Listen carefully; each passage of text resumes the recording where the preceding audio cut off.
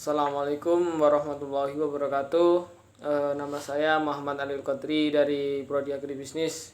Di sini saya akan menjelaskan tentang diperlukannya Pancasila sebagai sistem etika.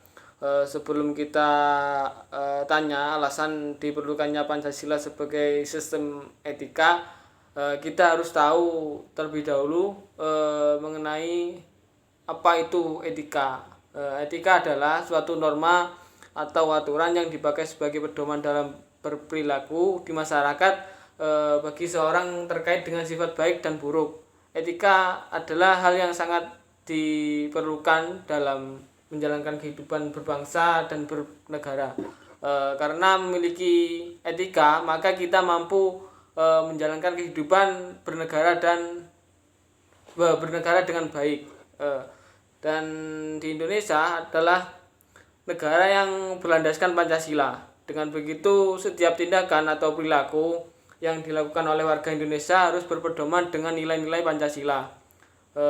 Setiap butir dari Pancasila mengandung pedoman-pedoman yang dapat dijadikan landasan oleh warga Indonesia untuk bertindak. Tindakan yang dilakukan oleh masyarakat Indonesia juga harus didasari dengan nilai moral Pancasila.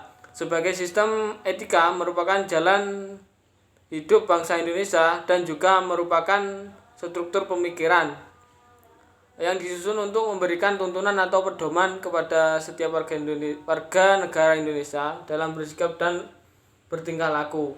Lalu apa diperlukannya Pancasila sebagai sistem etika? Yang pertama, dekadensi moral yang melanda kehidupan masyarakat terutama generasi muda sehingga membahayakan kelangsungan hidup bernegara dan bermasyarakat. Generasi muda yang tidak mendapat pendidikan karakter yang memadai di hadapan pada pluralisme nilai yang melanda Indonesia sebagai akibat globalisasi tidak sejalannya dengan nilai-nilai Pancasila. Tetapi justru nilai-nilai dari luar berlaku dominan. Contohnya penyalahgunaan narkoba yang mempunyai dampak sangat buruk pada generasi muda saat ini. Oleh karena itu, Pancasila sebagai sistem etika ini perlu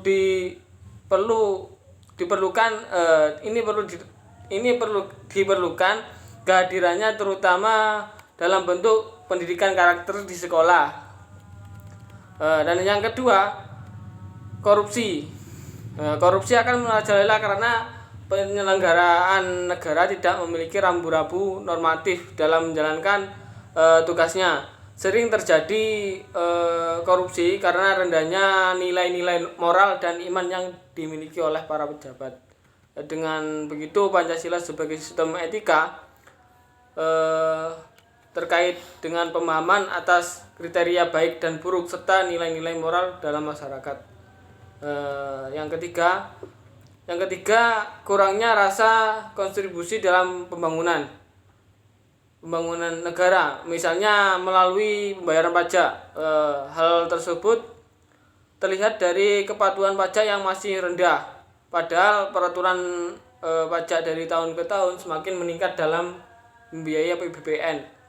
Pancasila sebagai sistem etika dapat mengerahkan wajib pajak untuk secara sadar memenuhi kewajiban perpajakannya dengan baik. Dengan kesadaran pajak yang tinggi, maka program pembangunan yang tertuang dalam APBN akan dapat dijalankan seperti pembayaran pendidikan, pembangunan sekolah, ataupun pembangunan jalan-jalan nantinya. Terus yang keempat,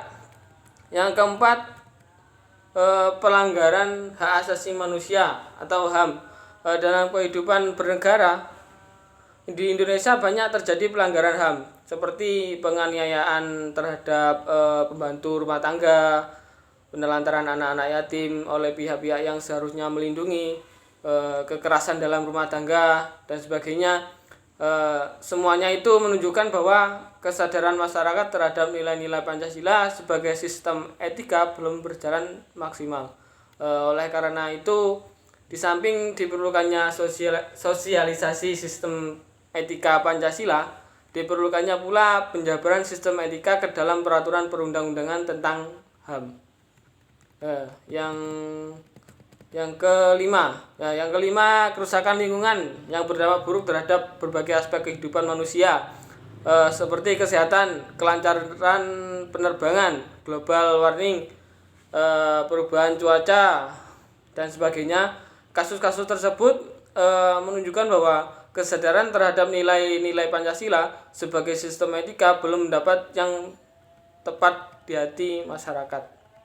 Masyarakat Indonesia dewasa ini cenderung memutuskan tindakan berdasarkan tindakan emosional, mau menang sendiri, keuntungan sesaat tanpa memikirkan dampak yang ditimbulkan dari perbuatannya. Dan oleh karena itu Pancasila sebagai sistem etika perlu diterapkan ke dalam peraturan perundang-undangan yang menindak tugas perusak lingkungan.